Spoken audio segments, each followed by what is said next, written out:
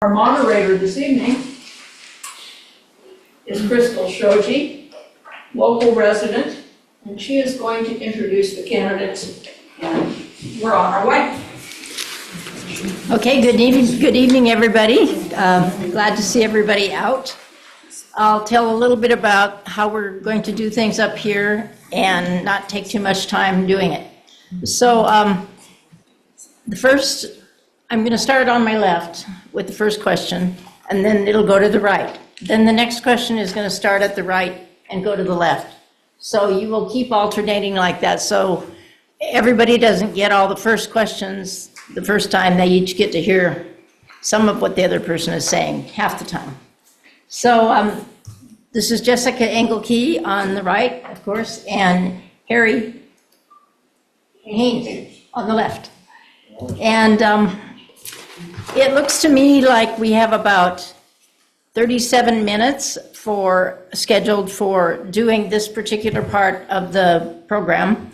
That's about 18 minutes each for each candidate to talk, and if everybody took 2 minutes, that would be 8 or 9 minutes. So that's kind of how it's going to be. There's questions taken from the audience over here, and they'll be brought to me, and we may use some of these, or I have some on a list also. I will introduce the two candidates, some short bios. So Jessica Engelke holds an MBA in Human Resource Management and is business professor at SWAC. In 2020, she was elected mayor, and before that, she was the 2017 Chamber President, Bay Area Chamber of Commerce. She is currently the President-elect of the League of Oregon Cities. Thank you for being here, Jessica. Harry Haines is a manager in the Oregon Coast region for Ziply Fiber and has worked as a lineman, lead equipment operator, and truck driver. He has not previously served in public office. And how long have you lived here? Altogether, about 4 years. Okay, thank you.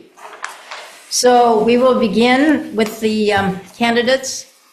And did I already say I was going to start here? I said I was going to start here, didn't I?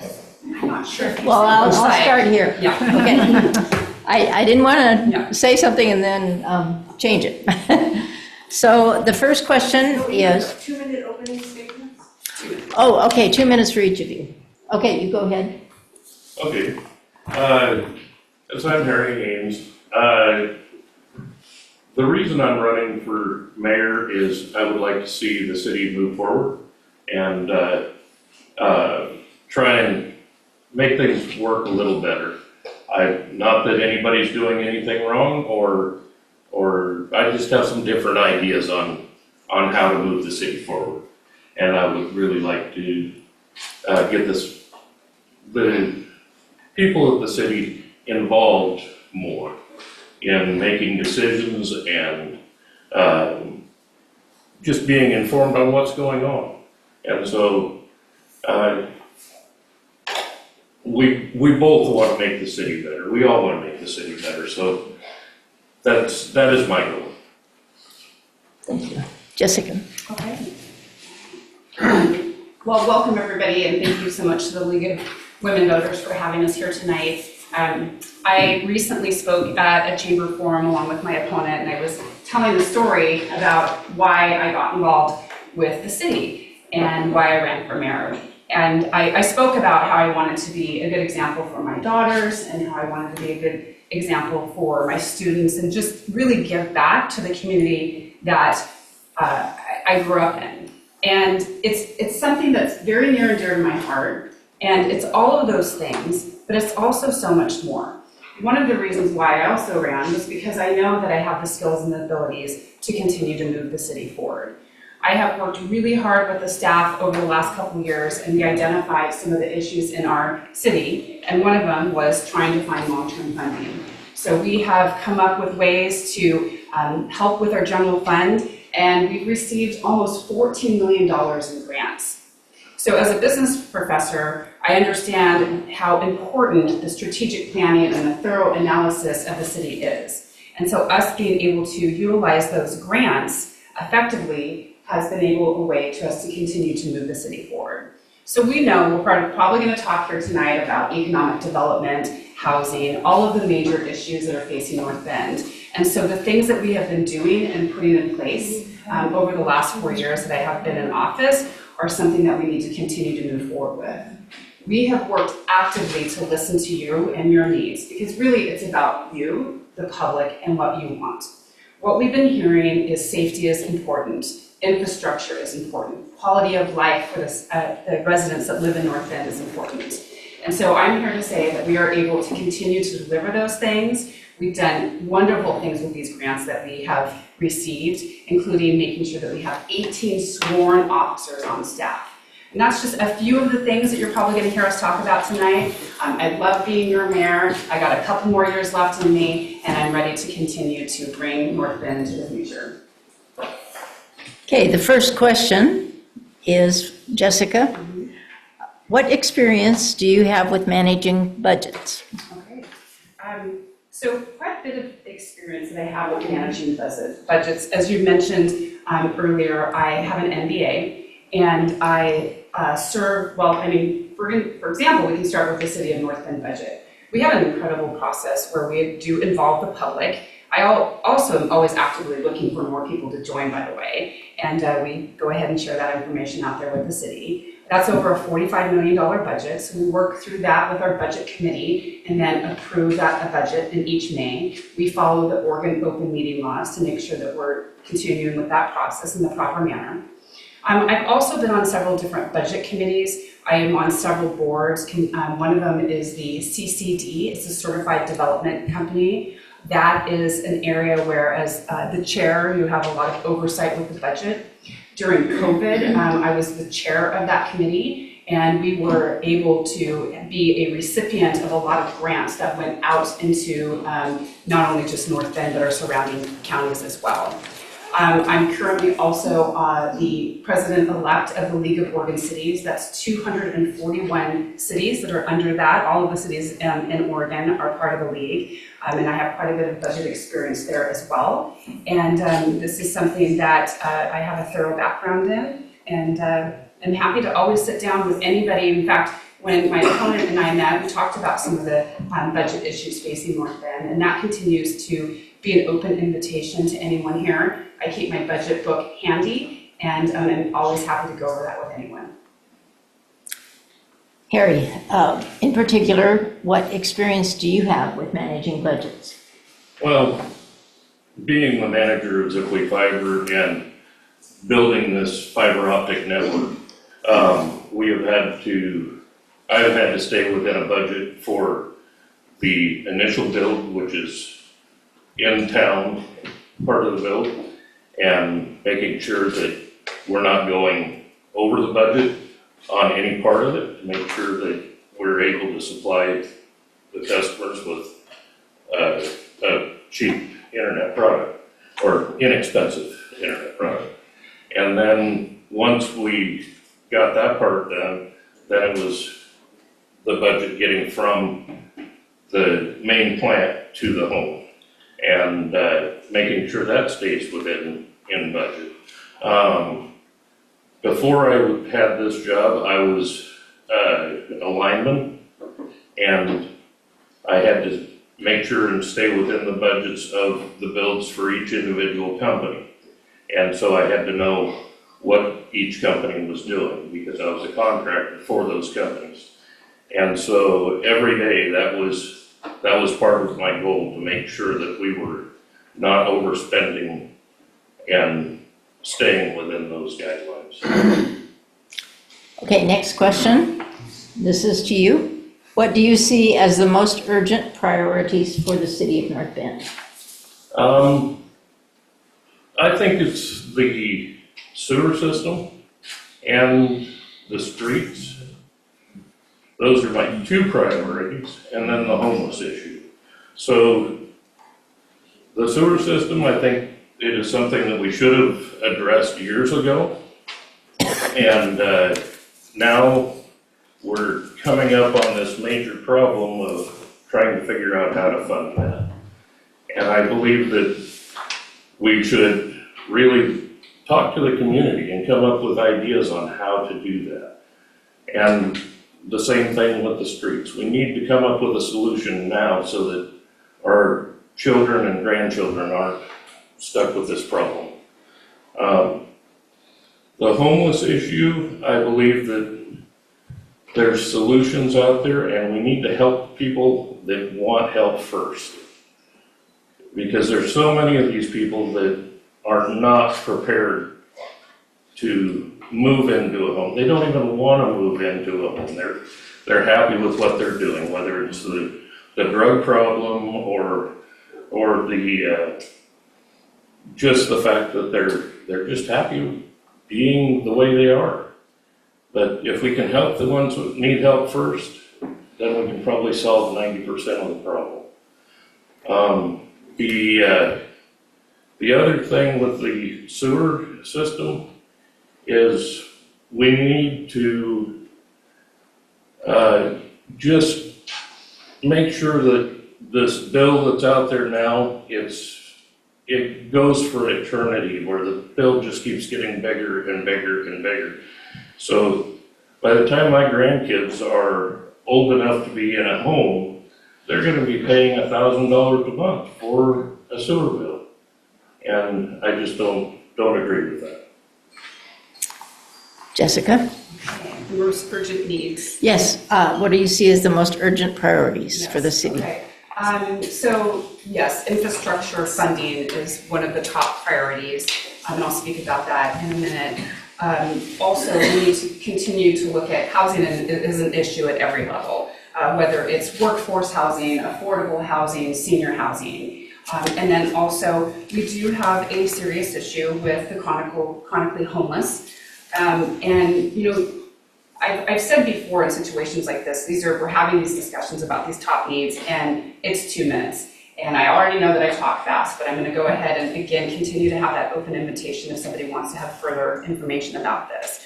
With the homelessness, we definitely need to make sure that we are using the multi-pronged approach. And you will see that North Bend has been doing that. We are collaborating with Coos Bay, we are collaborating with the county, and we have a countywide task force that we are making sure that we have all of the stakeholders at the table. And there's things that we've been able to implement. We were able to receive a grant to have a focused approach. We are nowhere near the solution, and it's very clear that this is not a North Bend problem, it's a national problem.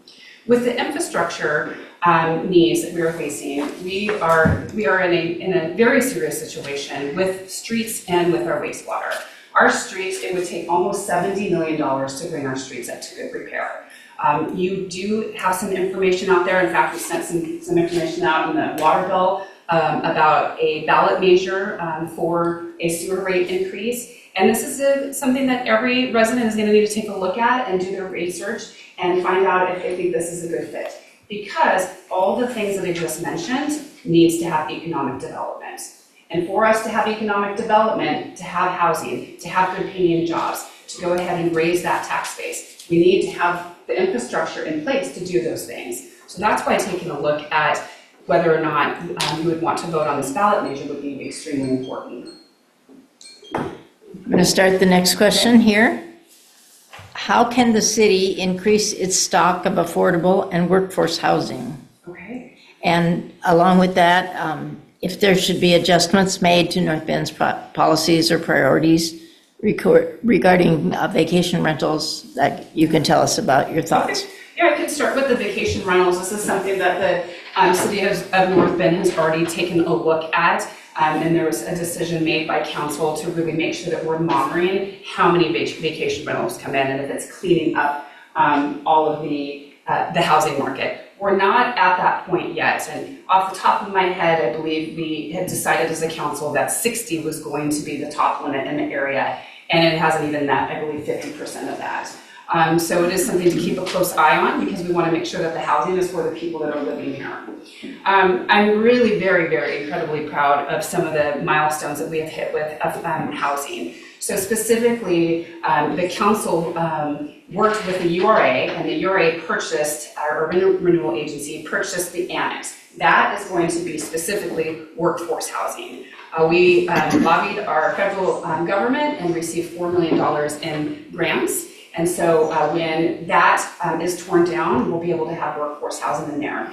We're also doing everything we can to bring all the stakeholders to the table. So we're working with a nonprofit organization. We're talking with Haines, and we're looking about other partnerships where we can leverage all of the stakeholders at the table to go ahead and look at some other opportunities for housing. We know we have some unique challenges here in North Bend, not a lot of land left, so ideas like the annex where you're building up and utilizing that space is incredibly important. We're blessed to be having the water on one side of this and Coos Bay on the other, but when it comes down to actually continuing to start putting in new subdivisions, there's just not there. We're also making sure that we're being good neighbors and partners. So for example, when the Oregon Housing Authority is working with the Bangor School project, we're making sure that the infrastructure and items are in place so that they can continue to work on those projects as well. We've got a couple other things in the pot too. City of Coos Bay has a project, you might have heard it out there in the community, called the Gloria Day project. And although it's not in North Bend, we're making sure that they are able to tap into our infrastructure as well and water lines. Okay, to my left, the same question. How can the city increase its stock of affordable and workforce housing? And whether you want to comment on short-term vacation rentals. Okay. Well, I don't believe that the city should be a landlord. I've never believed in that, and we're gonna spend a ton of money to build these places. I think it would have been a better idea to get investors that were interested in doing that and not be using the city resources for that. I think it goes back to the sewer issues we have. We shouldn't be adding these big apartment complexes when we don't have a sewer system that's going to be able to sustain that. And by everything that I've heard and I've read and talking to different people, we do not have the sewer system to sustain that. So if we had investors that wanted to do that, that's what they do. And they would be willing to help with the sewer system to sustain their business. So, Thank you. thank you. Okay, the next question, we'll start with you. Please discuss the respective roles of the mayor, city council, and city administrator as it should work in North Bend, and how you would ensure that these relationships are constructive and productive.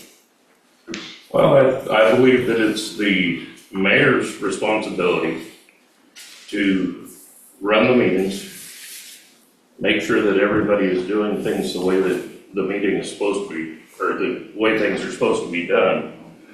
I believe the city administrator works at the pleasure of the city council and the mayor, and should not be running the meetings or interrupting in the meetings unless it's something that is important. Then they probably should have a sidebar and discuss that. The city council should make the decisions and give that to the city manager or administrator, and let the city administrator do what his job is supposed to be, and that is not running the city council. Please discuss the respective roles of the mayor, city councilors, and city administrator, and how you ensure relationships are constructive and productive. Thank you. As the mayor, one of the things that you do, my opponent is correct, is to run the meetings. It's much more than that. It is making sure that you really are informed of a lot of different things that are going on. So I do want to have a moment of correction here. I've actually spoken with my opponent before about this. The city of North Bend is not landlords by any of these housing projects. We're partners, but I just want to make sure that I made that clear once again, that we are not landlords in that situation. Besides running the meeting and reaching out to the public, it's finding out what's important to them, and how do we go ahead and move those initiatives forward. It's about having good relationships. It's about making sure that the businesses are being heard and we're meeting their needs. It's about making sure that we're relating to all generations, making sure that we're relating to all ages, and again, figuring out, are there other ways that we continue to get people involved? One of the other things that we have done in the last 4 years is to make sure that we have full access. So you can watch our meetings, they're streamed and they're put on YouTube. We have a robust social media page, but we also know not everybody enjoys social media or has access to that. So we make sure that things come out in the water bill when it's appropriate, flyers, so that there's print when needed. Besides what we put on social media, we'll also make sure that we're going to go ahead and put it on our website as well. So continuing to be the mayor's role, I believe, is continuing to be that voice for everybody in the city, not just what's happening on your street, not what's just happening on one side of the town, but making sure that we'll talk to everyone. I started a walk with the mayors, and you're all invited to the next one, which is October, I believe it's October 28th. It's a Monday, maybe that's 26th. It's on our website. And it's a time for you to have casual conversations with us too. So we know not everybody wants to sit at the council meeting every night, but it's one more opportunity to meet and chat. Okay, we have a new question. Okay. To my right, Jessica. What are your plans for the many vacant buildings owned by urban renewal? And what are the challenges standing in the way of reuse of those buildings? Yeah, so great question. I think that the Urban Renewal Agency, URAs can be really complicated to understand. And so this is another opportunity if anybody wants to continue to look on our website. We have some videos posted on there and some information. And the idea of the URA is to eliminate light and to go ahead and to invest in a building. It's not meant to be landlords. These are very short-term situations where you can take a building that would normally sit, put money in it, fix it up, and then get it back on the tax rolls. So for example, the annex one has been going through the process. I wish it was moving a little bit quicker. Sometimes it gets a little bit frustrating because anybody who's been in economic development know that it takes time to come into fruition. And seeing that hopefully being torn down next year is going to be quite the delight. We'll get rid of that eyesore. We're going to go ahead, and so that one specifically will go ahead and be workforce housing. One of the other buildings that you may have seen is often people refer to it as the Chickarelli's building. When that family decided to leave the area, it came up for sale. And North Bend, as part of their strategic plan and economic development, had been looking for another restaurant and a brewery to come downtown North Bend. In economic development, you want a triangle of activity. We had a theater, we had another restaurant, and they wanted to build out from that. And so when this became on the market, the URA met and decided this would be a great opportunity to go in and fix it up. And I'm so glad that we did step in, because that building had quite a few issues in it that people hadn't even identified yet. So we were able to do that very responsibly, get an Oregon brewer in there, and then there's another building right next to it that's still being fixed up, and we'll be looking for other people to come in and open up a business and continue to add to downtown. And again, the idea is to get it back on the payrolls and not be long-term landlords. Thank you. Same question. Harry, what are your plans for the many vacant buildings owned by urban renewal? What are the challenges for their reuse? Well, again, we are, as a city, we are the landlords of these businesses, and I just can't agree with that. We need to get investors to purchase these buildings, and we could help with the urban renewal money to fix them up if we had investors in this. But to just spend money and then become a landlord, there's, like I said before, there's businesses out there that do that on a daily basis. The city has bigger problems that we need to deal with. The roads, the sewer, the homeless problems. We really need to address those problems and let somebody else that knows what they're doing deal with the buildings that are falling down or having problems, and help those people out and help them get, we're using tax dollars to do this. anyway, so we may as well help those businesses make these buildings better and step away from the landlord part of it. Okay, new question. This would be to you. I think You just, yeah, you just did the other one. Okay. Are there any parts of the city code that you have identified that would need revision? And if so, which ones and why? Well, I think the main city code that needs to be revisited is the parking for the homeless people. The number I heard was we spent $3 million on the bottom of Virginia down there to beautify that. And then now people can't use it because the homeless are now living there. We are allowing the homeless to basically live wherever they want to.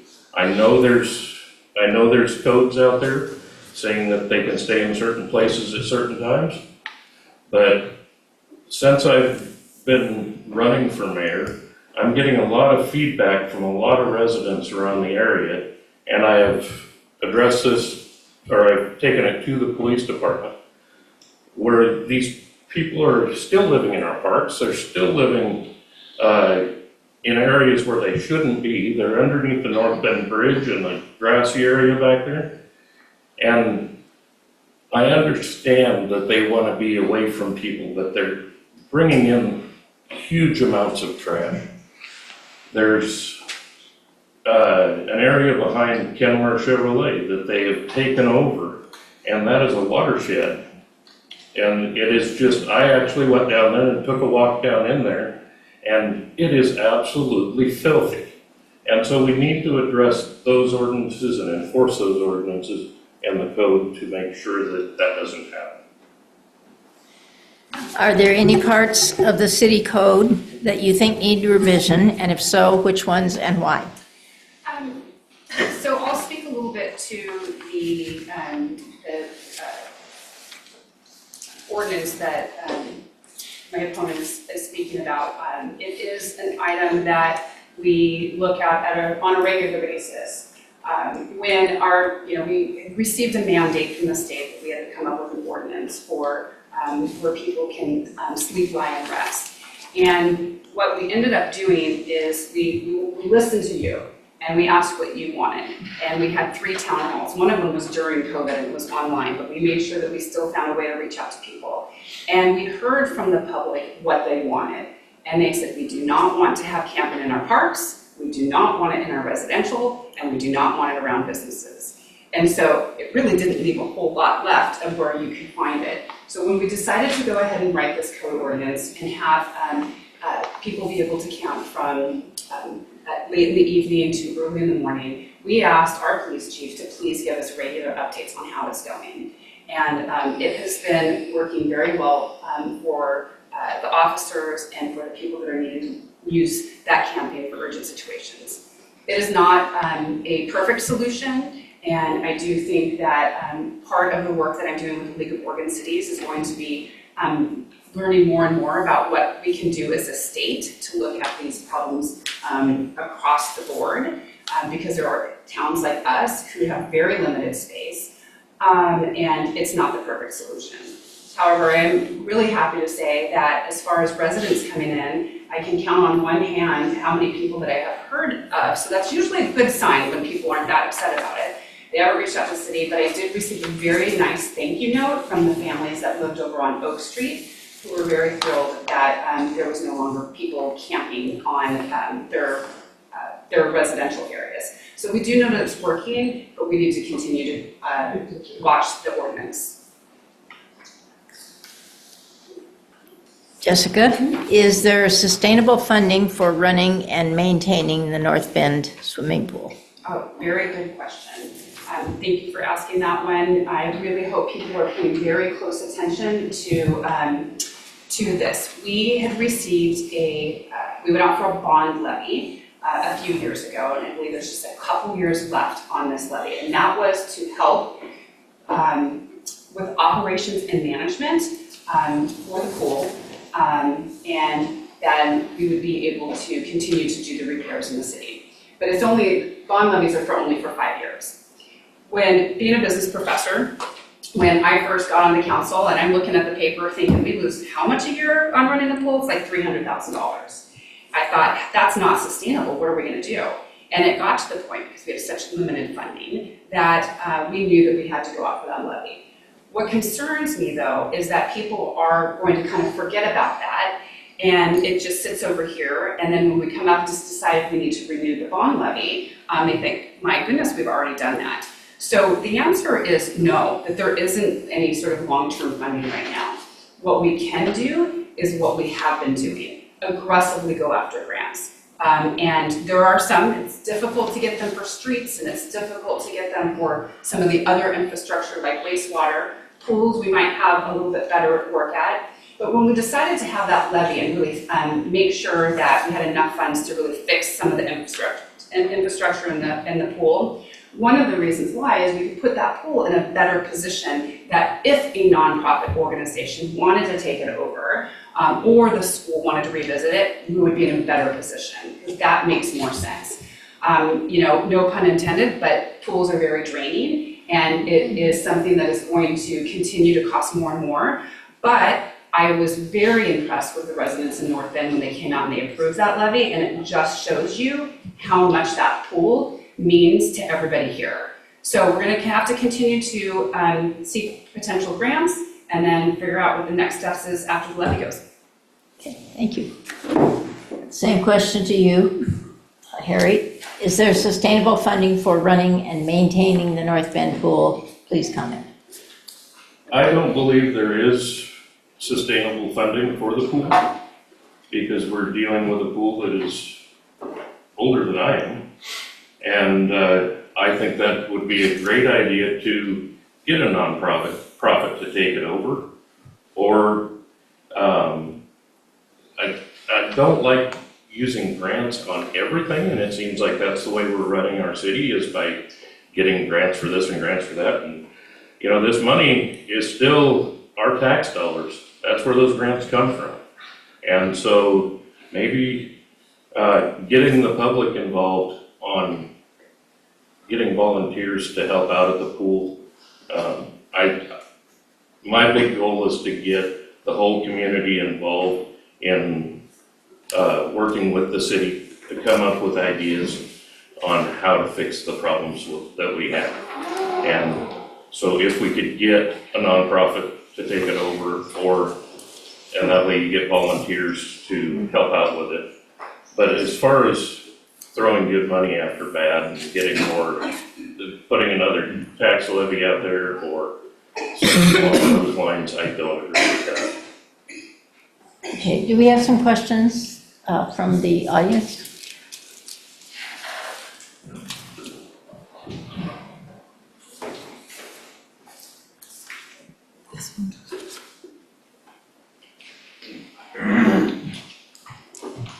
We have about a few more minutes here, a little bit more to talk. So this will be you first, okay?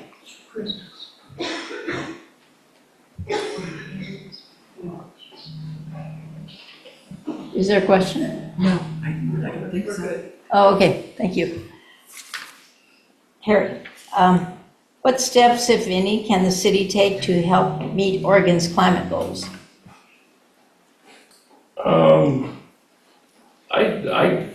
That's a very good question. I don't know that the city itself can do a whole lot to reach these goals. That is, I believe, more of a state issue.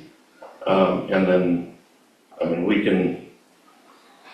can help enforce the rules that they come up with, but as far as coming up with the regulations and all of that, I believe that is a state issue. Jessica, what steps, if any, can the city take to help meet Oregon's climate goals? I think we all need to do our part on reducing the impact that we have on the environment.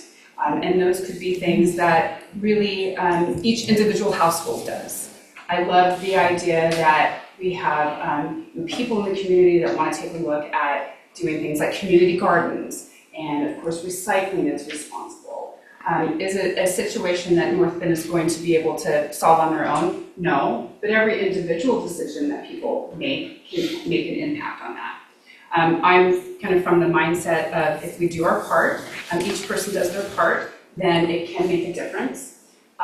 These are situations where the Bay Area Chamber of Commerce and other entities in the community might want to go ahead and get together and take a look at. I don't think this is an issue that the city of North Bend can solve on their own, but any ways that we can look at reduce, reusing, and recycling would be probably the best way to look at that. Thank you. Are there any more questions from the audience that I should be dealing with? Okay. I guess then I will ask another question that was on here, and it's about the sewer rates. What is your opinion about the sewer rates? And I believe you spoke last, didn't you? Yes. Yeah, so we'll start with you. Okay, all right. And so can you rephrase the question? What is your opinion about the proposed sewer rate increase? Yeah. Again, as we spoke tonight about how important housing infrastructure, economic development is, we do need to make sure that we are in a position that North Bend can grow. The old adage is if you don't grow, then you're going to die. And we know that our current situation with what is coming in our general fund isn't even enough to cover the police. And so it's been so incredibly important that's why you have to leverage grants to take the pressure off the general fund. So unless more tax dollars are coming in from residents, if that's not happening, the only other solution is to have economic development. And you can't have economic development if you can't grow. And so with the sewer, there comes a point where your infrastructure just is at its end. The life expectancy has come. And so do we wish we could turn back the clock and maybe have increased the sewer rates a little bit at a time? That didn't happen. And so we're at a place now where the city of North Bend has the lowest sewer rates in the entire state. So when people look at the ballot measure, look very closely in all the details that came out actually it came in your water bill like this, because I think one of the important things to look at here is that 39% of our sewer system is between 70 to 100 years old. 70 to 100 years old. That is, that's old. We have capacity concerns on this. The last major upgrade was in 1991. And we're approaching just the system's capacity limits. However, if the residents do end up voting this in, we would still, even if it went up to say $60, which sounds like a lot to go from about $30 to $60 and double that, we would still have the lowest sewer rates in all of the surrounding areas. Okay, the same question to you, Harry. What is your opinion about the proposed sewer rate increase? Well, as I mentioned before, I do not agree with the way that this is being done. The increases are way too much, and it is going to take 5 to 7 years to even get enough money to start working on these sewer systems. So we're gonna have to look to the state or look for a grant or look for some help to get this done. We cannot just raise the rates and expect to have several $1 million available to us. The other part of this bill that we're getting in the mail is down at the bottom, read that bottom line. Because at the bottom, after the 5-year plan of raising it $10 a month or a year or whatever it is, it says down there at the bottom that we are going to raise this at 5% annually forever.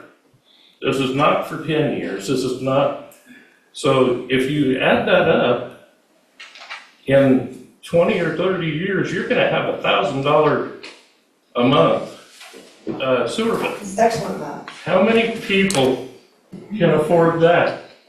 And my grandkids won't be able to afford that. Oh, it's rhetorical. And I know, granted, I probably won't be here then, but I wouldn't be able to afford that. So Questions? we really need to look at that before we vote on that. Thank you. Thank you. It's very distracting when people are talking out loud. I don't know if we're doing something wrong up here, and I'm looking for what's happening. So if you want to talk, go out in the hall. And we have one more question here for these candidates. And this is for you to start. How do you get your news about city affairs and information about the city? Well, recently I found out that we have a YouTube channel. And so here recently I've been going on there and watching a lot of that. On the public station, I've been getting it there. And then just local news sources. There's not, we used to get a mailer that came out I believe it was every quarter. And I used to get my information there. Because I'm not a Facebook fan or a Facebook user. My wife uses Facebook and so I get some news or information from there. But for the most part, it's just local news and the local media. Jessica, how do you get your news about city affairs? I show up on the second and fourth Tuesday of the month and listen to what everybody has to say. But I can share with you how we make sure to disseminate the information out there to everybody else. So, by the way, we have always lots of room here in the council chambers for everybody to come, but I know that not everybody wants to come, so that's, I think, one of the things that I'm probably the most proud of is the different ways that we're able to reach out to everyone. One of my favorites, and if you haven't done this, make a little to-do list today, is go to the City of North Bend, and if our opponent here is learning about the YouTube channel for the first time, this might be something that's new also, you can sign up for city alerts. You can find out everything from new ordinances that are coming out, the agendas being published, if there's street closures, because we know that although the research shows that there's a lot of people out there using the internet, there are, and social media and things like that, some people just want a good old email. So we have that. And then finding those opportunities to disseminate information when I attend, whether it be Rotary, the Chamber of Commerce meetings, ribbon cuttings, having those walks with the mayors, or just coffees. So I've given out my number and contact information. In fact, for those of you who are here today, I've got some information in the hallway too. And having those one-on-one conversations is my favorite part.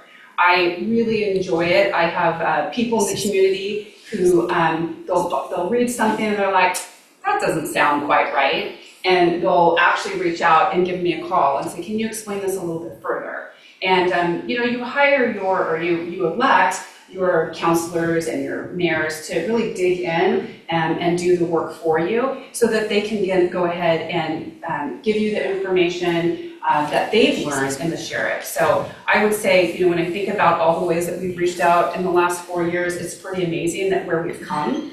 And I bet we could come up with more ways as well. Okay, that concludes the questions that we have. At this time, we have our closing statements from both candidates, and Jessica, you will be first. And this is about 1 minute is what we have. All right.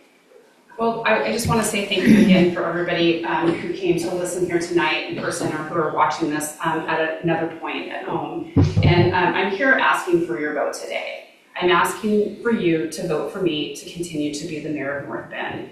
We have done some really incredible things, but we have a lot of work ahead to continue to do that, to continue to work, and I want to go ahead and be that person that can move North Bend in the right direction.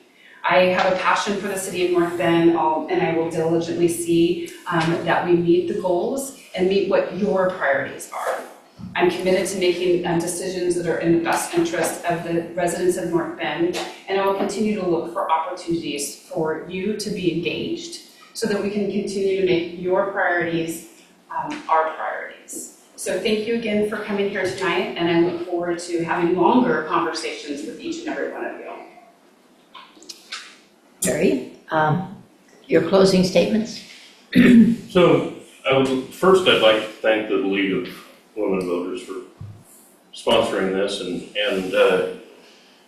making this available. My goal is to stop the crazy spending in North Bend and get everybody that we can involved in making decisions for the city. We need a venue that is advertised and so that everybody knows when it is, where it is, at a convenient time, when on a weekend, on days when people aren't working, because I think that's the hardest time for anybody to get in and voice their opinions, is because most people here work. And so it's hard to get into these and get your voice heard. So if we can do that, move the city forward, get everybody involved, I think we'll have a better city. Thank you. Did we forget anything that I was supposed to do? No, Okay. we'll take a short We're going to take a break then.